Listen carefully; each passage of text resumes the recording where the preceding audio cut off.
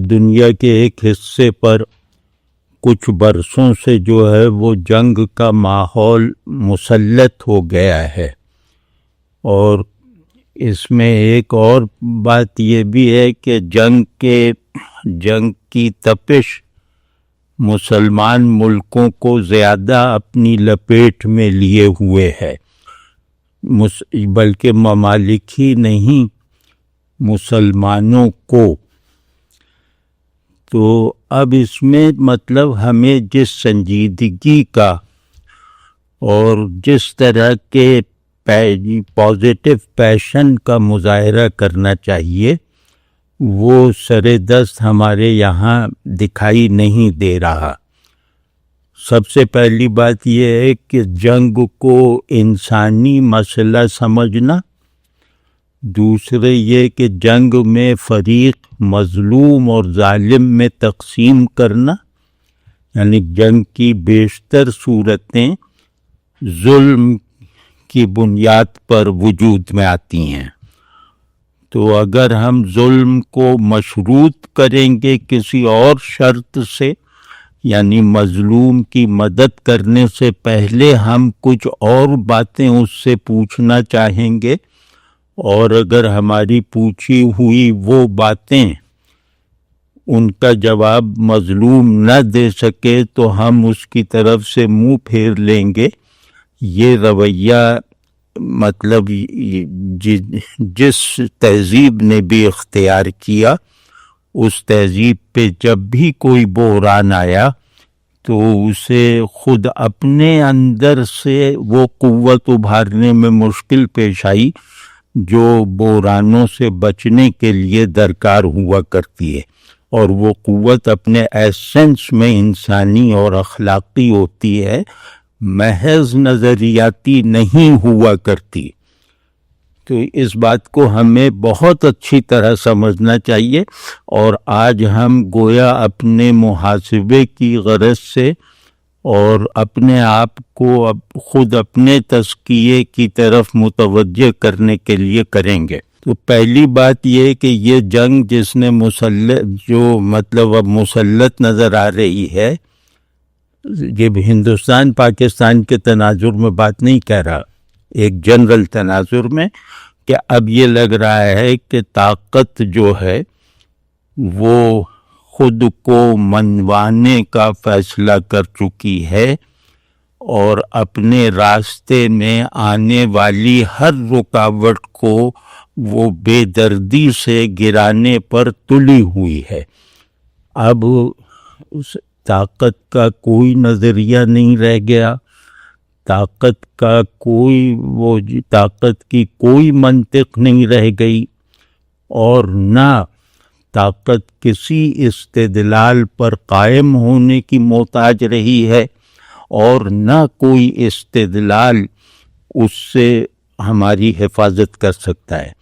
اب پوری قوت جو ہے وہ ایک تو یہ کہ وہ یک ریاستی قوت نہیں ہے، سادہ قوت نہیں ہے، بلکہ یوں لگتا ہے کہ جیسے کوئی ہڈن اسٹیبلشمنٹ ہے جس نے شطرنج کی ایک بساط بچھا رکھی ہے دنیا کی صورت میں، اور ریاستیں اور کارپوریشنز وغیرہ اس کے مہروں کی حیثیت رکھتے ہیں، اور یہ کھیل دو کھلاڑیوں کے درمیان نہیں ہو رہا، دونوں طرف ایک ہی کھلاڑی ہے جو خود کو ہراتا ہے اور خود سے جیتتا ہے، یعنی وہ ایک چال ادھر سے چلتا ہے، دوسری چال ادھر سے چلتا ہے، اور یہ جو ریاستیں ہیں وہ اس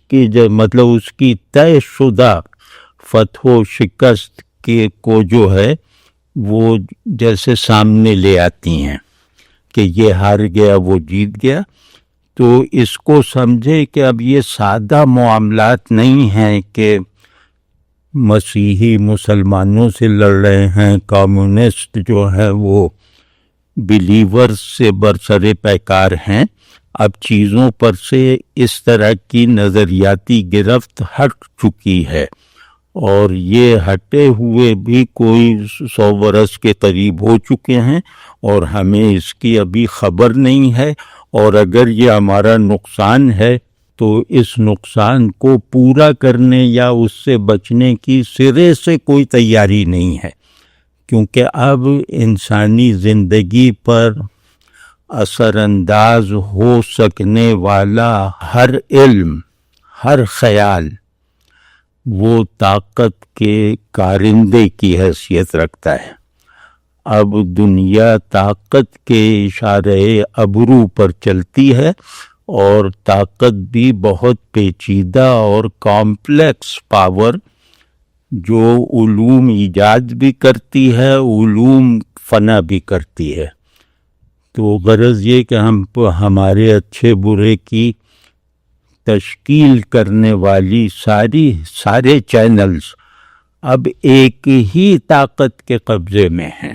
جب تک ہم یہ نہیں سمجھیں گے، جب تک چیزوں کو کلیشے میں بند رکھیں گے، جب تک اپنے آپ کو مصنوعی اور جارحانہ جذبات کا قیدی بنائے رکھیں گے، جب تک کسی معجزے کے انتظار میں رہیں گے، اس وقت تک ہم گویا اسی پاور کے مفادات کی تکمیل کا ایک ذریعہ بنے رہیں گے۔ تو اس میں کچھ باتیں مجھے عرض کرنی، اس میں باتوں کی نوعیت علمی زیادہ ہے، تو وہ آج نہیں کرتے۔ آج ہم ان باتوں کو اپنے لیے جیسے اس مقصد سے کریں گے کہ ہمیں کچھ تحریک ملے، ہمارے باطن کی ویرانی جو ہے، جو ہماری موجودہ صورتحال کا سب سے بڑا سبب ہے، وہ کچھ کم ہو جائے۔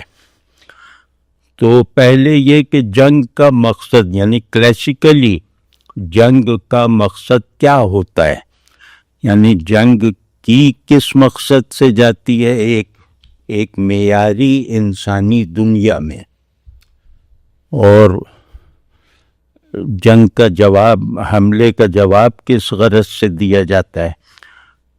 تو جنگ کا یعنی کلاسیکلی ڈیفائنڈ جنگ وہ ہے ظلم، فساد وغیرہ کا خاتمہ، یعنی جنگ کرنے یا جنگ کا حملہ کرنے یا حملے کا جواب دینے میں یکساں محرک یہ ہے کہ انسانیت اپنی بنیادی قدر، اپنی بنیادی ترین قدر، اپنے وجود کے اکیلے سبب پر محفوظ رہے اور اس پر خود کو قائم رکھتے ہوئے مؤثر رہ سکے۔ وہ بنیادی قدر ہے وحدت آدم، کہ انسانیت اگر اپنے جوہر وحدت کو اختلافات کے تمام تر پھیلاؤ کے درمیان بیچوں بیچ اگر ریئلائز رکھتی ہے، اور اس کو جو ہے وہ کسی بھی اختلاف سے دبنے نہیں دیتی، اس میں کسی بھی نظریاتی سچائی اور صداقت کو اس میں جو ہے وہ اسے کمزور کرنے کا سبب نہیں بننے دیتی، تو اس وقت اس ماحول میں اور اس مقصد کے ساتھ جنگ ایک بالا تر انسانی ایکٹیویٹی ہے۔ اس جنگ کو گویا ہم انسانی ضرورت کہہ سکتے ہیں۔ تو اگر جنگ کی یہ تعریف ہے کہ ظلم کے خلاف اٹھنا اور ظلم سے نفرت کو انسانیت کا بنیادی ترین احساس و جذبہ بنائے رکھنا، تو پھر اس میں اسی کو اترنا چاہیے جو اپنے سے لڑائی میں کامیاب ہو۔ یعنی جنگ صرف نظریے پر نہیں ہوتی، نظریے کے ساتھ تعلق کے آج کل یعنی موجودہ ہیومن سائیکی میں نظریے کے ساتھ تعلق کے جو محرکات اور مظاہر ہیں وہ رفتہ رفتہ مصنوعی ہوتے چلے جا رہے ہیں۔ وہ رفتہ رفتہ بے ثمر ہوتے جا رہے ہیں اور خود اپنے ماننے والوں کے لیے اجنبی ہوتے جا رہے ہیں. اب نظریہ گویا پرفارم ہوتا ہے، نظریہ میرے اندر نمو پا کر اظہار نہیں حاصل کرتا. مطلب یہ ہیومن سائیکی اب ایک جبر ہے یا کچھ بھی ہے، وہ بہرحال اب نفسیات اس طرح کی بن گئی ہے، اور اس نفسیات کے سب سے بڑے شواہد میں سے ہم ایک بڑا ثبوت ہیں، خود ہم یعنی مسلمان. تو صرف نظریے پر نہیں، اور نہ کبھی صرف نظریے پر لڑی گئی ہے، ایسا نہیں ہے. تو بہرحال اس کی حقیقی بنیاد یعنی جنگ ہونے کی نوبت کیوں آتی ہے یا کیا ہو جائے کہ جنگ کی نوبت نہ آئے، اس کے لیے 3 سوالات جو ہیں وہ بہت ضروری ہیں کہ ان کے مسلم اور متفقہ آفاقی جوابات ہمارے سامنے حاضر رہیں. یعنی وہ ہمیں انسان ہونے کی حیثیت سے انسانی شعور کے کانٹینٹس کا حامل بنائے رکھیں. وہ ہے انسان کیا ہے، اس کے بارے میں اس میں اگر کلیئرٹی ہے تو بعض مرتبہ جنگ ٹھیک بھی ہے، یا یہ کہ جنگ کو غلط دکھانا اور جنگ سے نفرت دلانے کے عمل میں کامیابی حاصل کرنا وہ اسی کی بنیاد پر ہوگا کہ انسان کیا ہے. تو اس میں اخلاقی اور آفاقی تناظر بڑھتا جائے گا جس کی کسی بھی وحی سے تائید جا بجا میسر ہے. تو ایک تو انسان ایک اخلاقی وجود ہے، اس اخلاقی وجود کے مسلمہ مستقل اور تقریباً مطلق اوصاف ہیں. وہ اوصاف جو دنیا کے ایک سرے سے دوسرے سرے تک اچھائیوں کے طور پر قبول کیے جاتے ہیں، خیر کے مظاہر سمجھے جاتے ہیں. تو وہ ہمیں دیکھنا ہے کہ ہم اس کسوٹی پر انسان اخلاقی طور پر کیا ہے. انسان اخلاقی وجود ہے، اور اخلاقی وجود ہونے کی کچھ مسلمہ آفاقی تعریفات ہیں جن سے کسی کو اختلاف نہیں ہے. تو کیا ہم اس معیار پر اپنے آپ کو انفرادی اور قومی سطح پر پرکھ سکتے ہیں؟ کیا ہم اپنے آپ کو اس معیار پر آزمائے جانے کے لیے پیش کرنے کی ہمت کر سکتے ہیں؟ تو پہلا تو یہ کہ انسان ایک اخلاقی وجود ہے. اخلاقی وجود کا مطلب ہے کہ یہ اپنے خلاصے میں خیر کے جوہر کو ایکٹیویٹڈ رکھنے والا باشعور وجود ہے. پھر دوسرا یہ کہ انسان خلا میں نہیں ہے، انسان ایک دنیا میں ہے، اور اس دنیا کے ساتھ اس کے کچھ مفادات ہیں. وہ مفادات سطحی اور معاشی بھی ہیں، اور اس کے ساتھ ساتھ وہ مفادات اخلاقی اور روحانی اور علمی بھی ہیں. تو اب اس میں اس دنیا میں جس میں مجھے رہنا ہے، جو میرا لوکیل آف بینگ بھی ہے، اور وہ جو دائرہ علم بھی ہے، یہ دنیا کو آپ کیسے ڈیفائن کرتے ہیں؟ تو دنیا کو بھی ڈیفائن کرنے کے 2 پرسپیکٹیوز ہیں، علمی اور اخلاقی. کیونکہ انسان جس بھی چیز سے متعلق ہوگا اس میں اخلاقی پرسپیکٹیو دیگر تناظرات پر غالب آئے گا. اس کی اخلاقی معنویت اس میں بلٹ ان میننگ فلنس پر غالب آئے گی. تو دنیا کیا ہے جس میں ہمیں رہنا ہے، اور صرف ہمیں نہیں رہنا ہے، انہیں بھی رہنا ہے، انہیں بھی رہنا ہے. تمہیں بھی رہنا ہے، مجھے بھی رہنا ہے، ہمارا لوکیل آف بینگ ایک ہے۔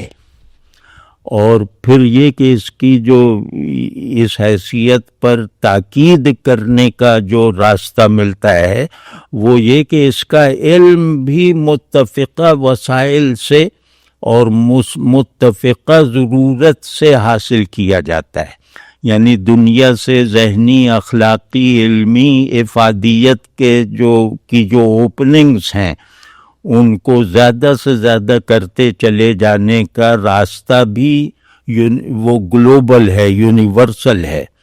دنیا کا علم 4 ذرائع سے نہیں حاصل ہوتا۔ اگر دنیا سے مجھے مطلب فائدہ اٹھانا ہے، دنیا سے فائدہ اٹھانے کے چینلز ملتے جلتے ہوتے ہیں، اور خود دنیا سے فائدہ اٹھانا یہ کوئی مبہم قول نہیں ہے، یہ کوئی مبہم تصور نہیں ہے۔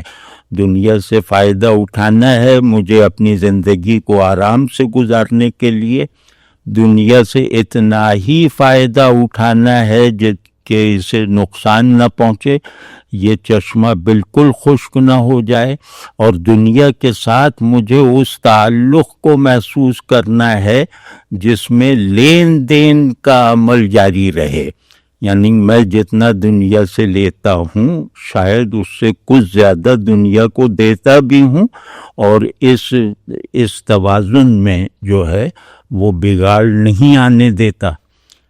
تو یہ وہ ہے کہ جس نے اپنا انسان ہونا ڈیفائن کیا، اس کے بعد دنیا اور انسان کے تعلق کو ڈیفائن کیا، دنیا کیا ہے کے لیے درکار جوابات جو ہیں وہ کلیئرٹی کے ساتھ، پرفیکشن یا بالکل درستی مطلوب نہیں ہے، لیکن کلیئرٹی کے ساتھ اصولی سطح پر اس نے دریافت کیے یا دریافت کر دکھائے یا موجود جوابات کو قبول کیا اپنے پورے ڈیپ کانشسنس کے ساتھ۔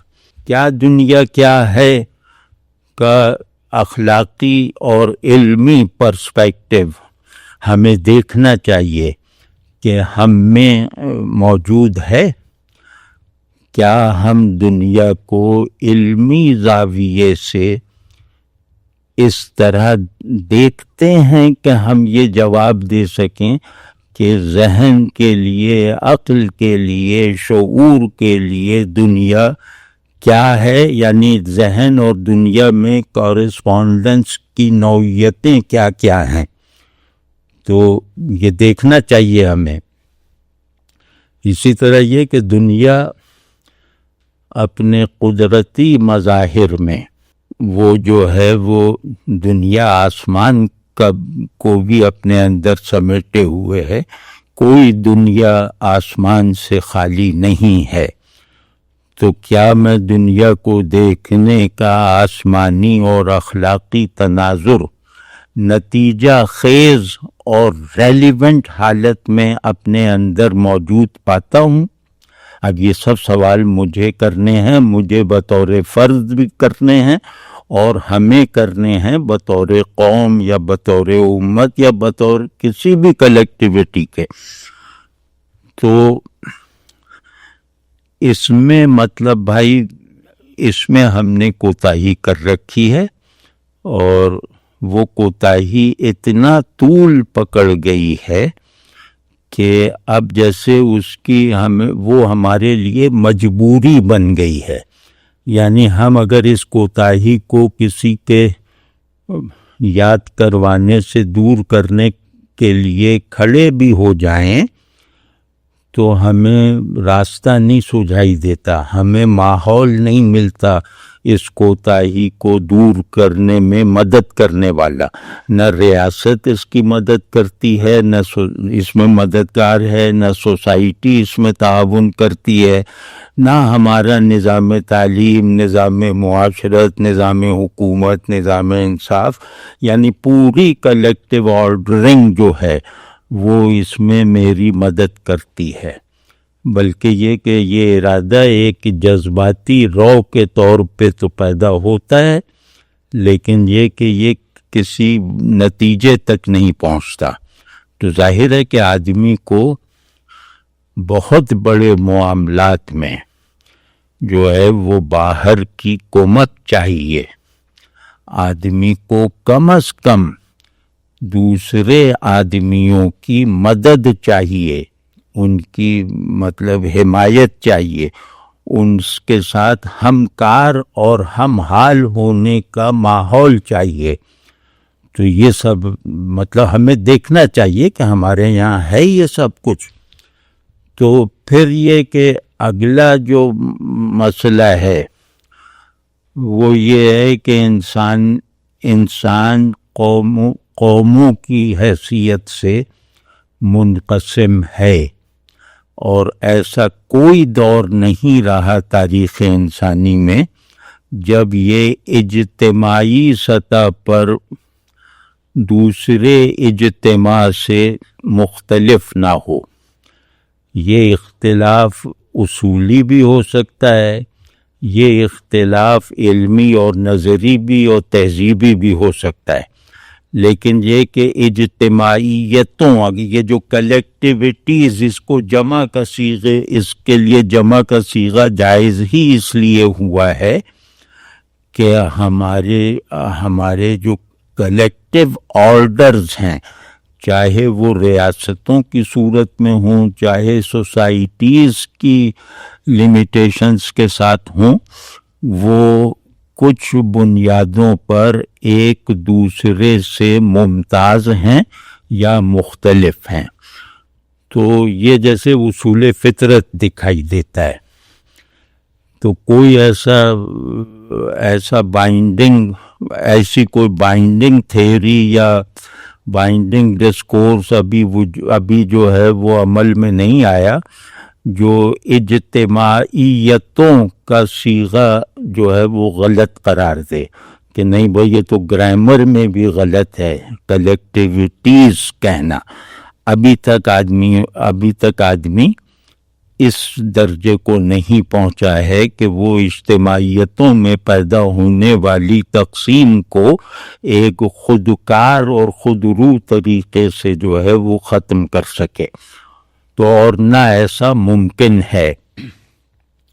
تو اب دیکھنا یہ ہے کہ یہ منقسم اجتماعیتیں چاہے ریاستیں ہوں یا معاشرے ہوں، ان کو اس تصور، اس پرنسپل آئیڈیا آف مین یا آئیڈیا آف ہیومینٹی کے تحت کیسے رکھا جا سکتا ہے جس میں کوئی اختلاف نہیں. اس میں ہمیں سب سے آگے ہونا چاہیے تھا. ہمیں وہ جو اصولی تصور انسان ہے اس کے تابع خود کو لا کر، اور ہمارے لیے نہایت آسان راستہ تھا یہ کہ ہم خود کو اس آفاقیت کا پہلا مظہر بنا کر پیش کرتے اور اس کی کشش کو بڑھاتے چلے جاتے.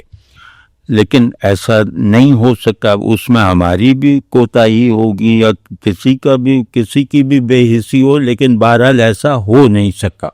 اب یہ جو اختلاف ہے ریاستی درجے کا یا قوموں کی سطح کا، ان میں ہم آہنگی بھی مطلب یہاں پوچھنا چاہیے کہ کیا ان میں آپس میں ہم آہنگ رہنے کی کوئی صورت نہیں ہے؟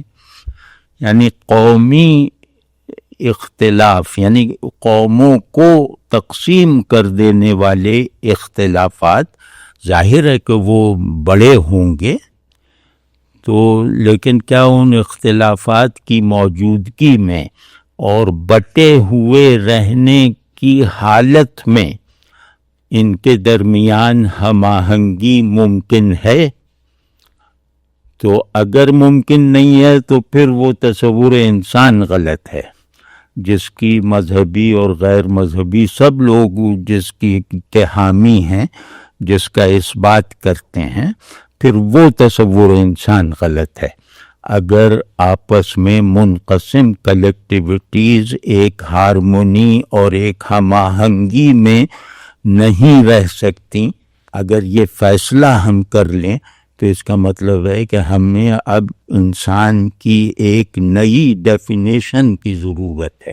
عملی صورتحال یہ ہے کہ ریاستیں ایک دوسرے سے ٹکراؤ میں ہیں، جنگ میں ہیں، اور ان جنگوں میں اس ریاست میں رہنے والی قومیں جو ہیں وہ اب پہلے کی طرح شریک نہیں ہیں۔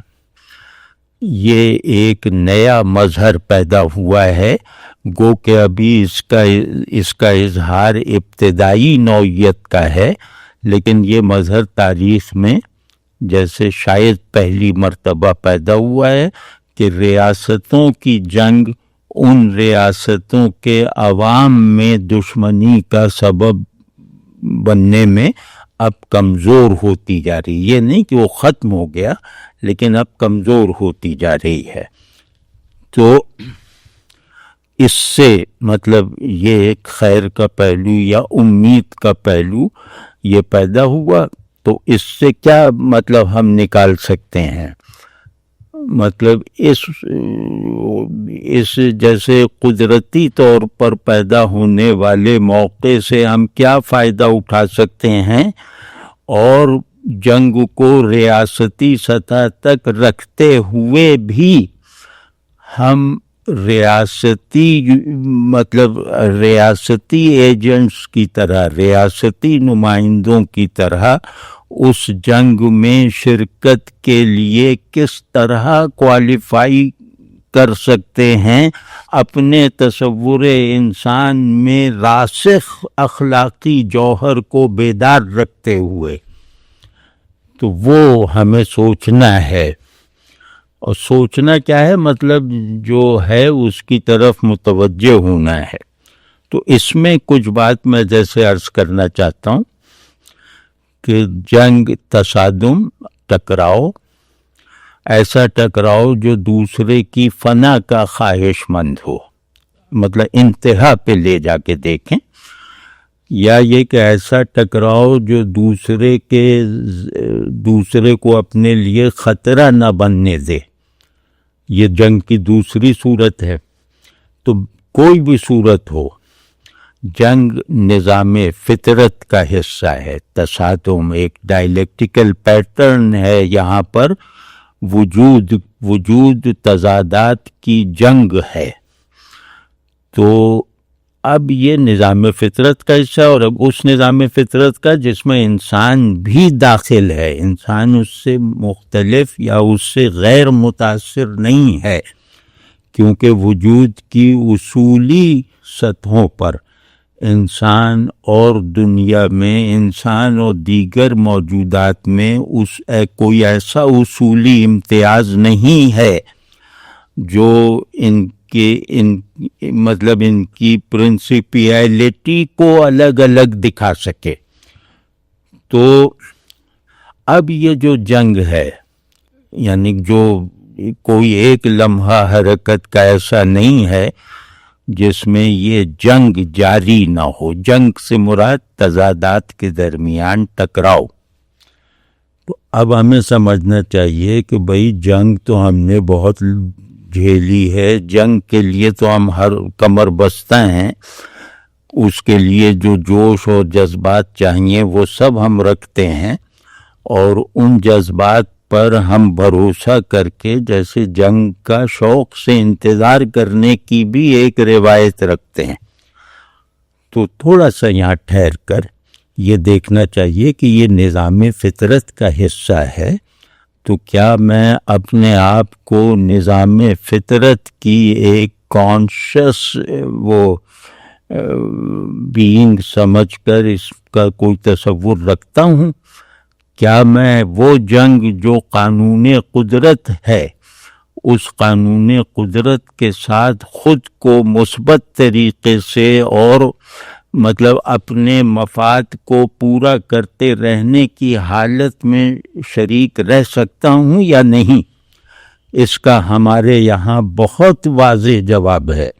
یعنی ہماری تہذیب، یعنی مسلمان اور اسلام سے پیدا ہونے والی نفسیات، یہ غالباً اس سلسلے میں سب سے ممتاز ہے کہ یہ ہمیں یعنی ہمارے لیے گویا یہ تجربہ کی ہوئی بات ہے کہ جنگ ظاہر میں بھی ہوتی ہے اور باطن میں بھی. یعنی جنگ انسان کو باہر بھی لڑنی پڑتی ہے، اپنے اندر بھی لڑنی پڑتی ہے، اور باہر کی جنگ وہی لڑ سکتا ہے جو اندر کی جنگ میں تربیت حاصل کر چکا ہو.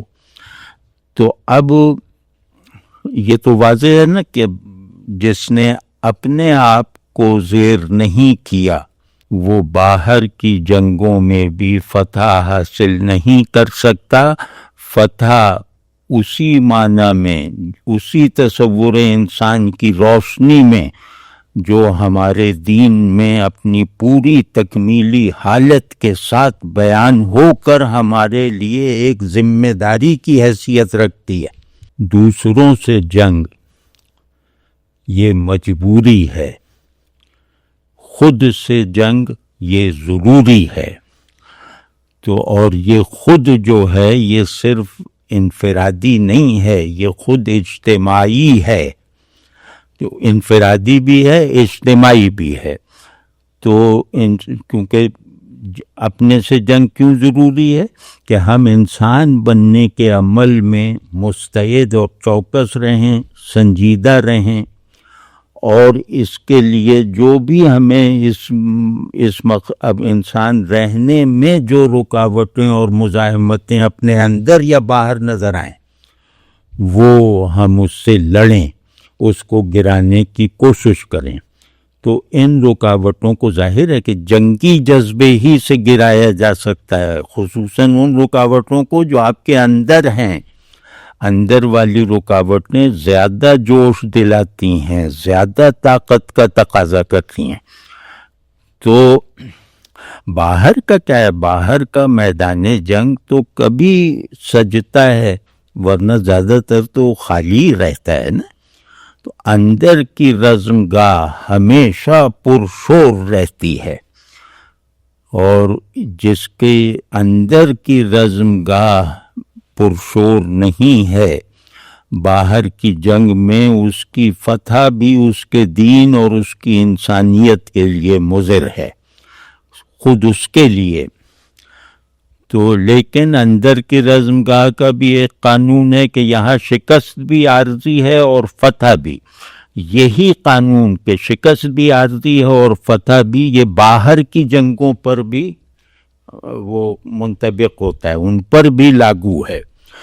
تو اب آپ ایک جیسے منظر تصور کریں کہ اندر کی رزم گاہ سے تربیت حاصل کرنے والا لشکر یہ باہر کی جنگ میں سرخرو رہتا ہے، جیت کر بھی ہار کر بھی.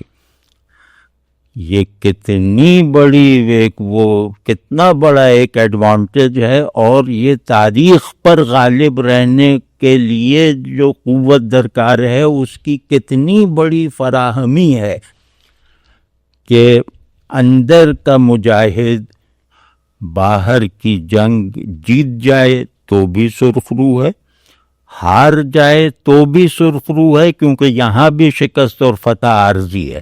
اگر فاتح ہو کر غافل ہو گیا تو یہ فتح شکست میں بدل جائے گی. شکست کھا کر اپنی کمزوریوں کی طرف متوجہ ہو کر ان کمزوریوں کو دور کرنے کے لیے مجاہدات کر کے پھر وہ اس شکست کو فتح سے بھی بدل سکتا ہے. تو تاریخ بتاتی ہے، قوموں کی تاریخ بتاتی.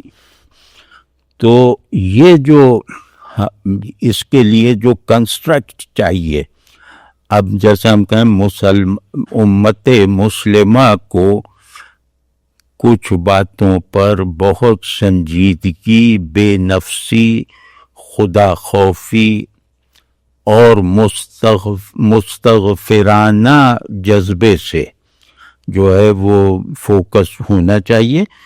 اور وہ یہ ہے کہ انفرادی زندگی میں مجاہدہ لازم ہے، یعنی تزکیہ واجب ہے. تزکیہ مجاہدے کا نتیجہ ہے، اور یہی مجاہدہ فرد میں یہ مجاہدہ ہے، اور قومی زندگی میں یہ خود احتسابی ہے جو عمل پیہم جنریٹ کرتی رہتی ہے۔ وہ خود احتسابی جو گوشہ نشین آدمی کی خود احتسابی نہیں ہے، میدان عمل میں کھڑے ہوئے قوم کی تاریخ کی ہلاکت خیزی کا سامنا کرنے والی قوم کی خود احتسابی ہے، جو اپنی کمزوریوں کو عمل سے دور کرتی رہتی ہے۔ کیونکہ اس میں ہر نقطہ جو ہے وہ میرے خیال میں ایک باقاعدہ موضوع کی حیثیت رکھتا ہے، جس پر جیسے ایک پورا ڈسکورس بنایا جا سکتا ہے الگ الگ بھی۔ تو اتنا ظاہر ہے کہ ہمیں فرصت بھی نہیں ہے، اور مطلب یہ کہ شاید اتنے کی ہمیں ضرورت بھی نہیں ہے، کیونکہ اجمال سے کنونس نہ ہوئے تو تفصیل بوجھ ہے۔ تو ہم اس وقت اس اسٹیٹ میں ہیں۔ تو اب یہ مجاہدے سے گزرنے والے، چاہے فرد کی حیثیت سے گزرے ہوں، چاہے قوم کے اعتبار سے، یہ انسان کے آفاقی اور مسلمہ آئیڈیلز کو اپنی شخصیت اور اپنی اجتماعیت کی مجموعی تعمیر میں بہت کامیابی سے، بہت ایفیکٹیوٹی کے ساتھ استعمال کرنا سیکھ جاتے ہیں، اور یہ سیکھا ہوا محض ذہنی نہیں ہے، یہ سیکھا ہوا گویا ایک تجربے کی طرح ہے، ایک احساسات میں جاری رہنے والی حرکت کی طرح ہوتا ہے۔ تو وہ مجموعی تعمیر جو قوم کی یا فرد کی ہوتی ہے، وہ ظاہر ہے ایک ہی اصول سے ہوتی ہے، ایک پرنسپل پہ ہوتی ہے، ایک مقصود کے لیے ہوتی ہے۔ تو یہی مجاہدہ جب قومی سطح پہ کامیاب ہو جائے، یعنی قومیں جب اس خود احتسابی میں سنجیدہ ہو جاتی ہیں، تو پھر انہی آفاقی اور مسلمہ آئیڈیلز کو مستقل اقدار کی صورت دے کر انہیں کام میں لائے رکھتی ہیں، انہیں متحرک اور برسر عمل رکھتی ہیں، اپنی بنیادی اقدار کی حیثیت دے کر۔ ہمیں دیکھنا چاہیے کہ ہمارے ملکوں، ہمارے معاشروں یا ہمارے اجتماعیت کے جتنے بھی چھوٹے بڑے زونز ہیں، ان میں یہ اصول کہیں مطلب پورا ہوتا ہوا دکھائی دیتا ہے تو بہت شکر کی بات ہے، اور نہیں دکھائی دیتا تو یہ بہت فکر کی بات ہے۔ آخری جو اس نقطے پہ بات کرنی ہے، یعنی آخری نقطہ اٹھانا ہے، کسی نقطے پہ ایگزاسٹیولی بات نہیں کی، وہ یہ کہ انسانیت کے اخلاقی معیارات اور ماڈلز جو مسلمہ ہیں، جن میں کسی طرح کا دینی اور نظریاتی اختلاف جو ہے وہ حارج نہیں ہے، انسانیت کے ان معیارات پر قابل لحاظ حد تک پورا اترے بغیر کوئی ریاست، کوئی قوم، کوئی جماعت جنگ کو انسان کے آفاقی تزکیے کا ذریعہ بنانے کے قابل نہیں ہو سکتی، اور نہ صرف یہ کہ ذریعہ بنانے بلکہ اس تصور کو حاضر رکھنے کے لائق نہیں ہو سکتی کہ ہمیں انسان اور اس کے پورے ماحول کو خیر کی بنیاد پر استوار رکھنا ہے، خیر کو شر پر غالب رکھنا ہے، اور یہی جنگ کا واحد جواز ہے، وہ اپنے اندر ہو یا اپنے باہر ہو۔ تو یہ مطلب کیونکہ یہ صرف یہ ہندوستان پاکستان کے تناظر میں نہیں میں عرض کر رہا، یہ حالات اس کا سبب تو بنے ہیں، لیکن یہ غزہ وغیرہ، یوکرین وغیرہ کی جو صورتحال ہے، سوڈان کی جو صورتحال ہے، اسی طرح کچھ افریقی ریاستوں میں جو سچویشن ہے، وہ اس کا محرک بنی ہے، اور ہم نے یہ دیکھ لیا ہے کہ دنیا کی بڑی طاقتیں اس ہڈن پاور کے کارندے کی حیثیت سے ظلم کی حامی ہیں، مظلوم کی طرف مسکرا کر دیکھتے ہوئے، مظلوم کو راشن وغیرہ فراہم کرتے ہوئے۔ تو یہ بہت بھیانک منظر ہے، اور یہ ہیومنائزیشن یعنی یہ ڈی ہیومنائزیشن کا ریلا چلایا جا رہا ہے کہ نہ انسان رہ جائے، نہ انسانی اقدار رہ جائیں۔ تو بہت فکر کریں، اور ہم اور تو کچھ نہیں کر سکتے، آپس میں ایک دوسرے کو متنبع کریں، آپس کے تعلق کو جذبے پر استوار کریں، خیر خواہی پہ بے چینی اور بے تابی والے احساسات کے ساتھ محفوظ رکھیں۔ یہ اگر نہ کیا تو ہم فرد بھی نہیں بچے گا، پھر گویا ہیومینٹی افراد کی شکل میں بھی نہیں رہ جائے گی۔ تو اللہ نہ کرے، اللہ ان سب خدشات کو باطل کر دے، لیکن یہ کہ دکھائی یہ دے رہا ہے۔ تو اب اپنے بچوں کو دیکھیں، اپنے ارد گرد ماحول کو دیکھیں، جن سے سیکھتے ہیں ان سے محبت کریں، جن کو سکھاتے ہیں ان سے محبت کریں، اور جن سے غائبانہ تعلق بھی ہے ان کی پریزنس کو بھی محسوس کریں۔ جیسے ہماری روایت ہے، یہ کوئی نئی چیزیں تھوڑی ہیں۔ تو تعلق کو اس کے مثبت تصورات اور پیشنیٹ احوال کے ساتھ محفوظ رکھیں۔ اس کے یہ اگر نہ کیا تو کوئی تھیوری، کوئی طاقت، کوئی تدبیر ہمیں نہیں بچا سکے گی۔